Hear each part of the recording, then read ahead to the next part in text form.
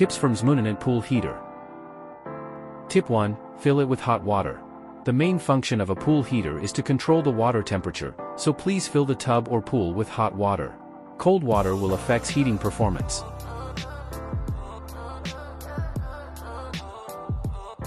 Tip 2. Use circulation pump greater than or equal to 300 watts.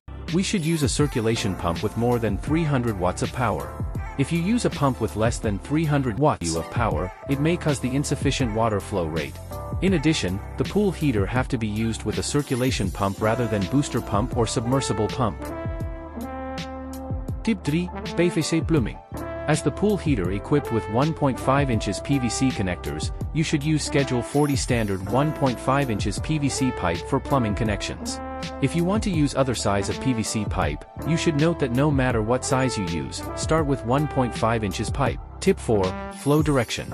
You need to note the direction of water flow during installation. Tip 5. Circulation system. After the installations, you should turn on the circulation system first and then turn on the pool heater. Tip 6. No heating? If you find that the item is not heating up properly, it may be due to insufficient water pressure at the water. You can try to increase the water pressure by blocking the spout with your hand.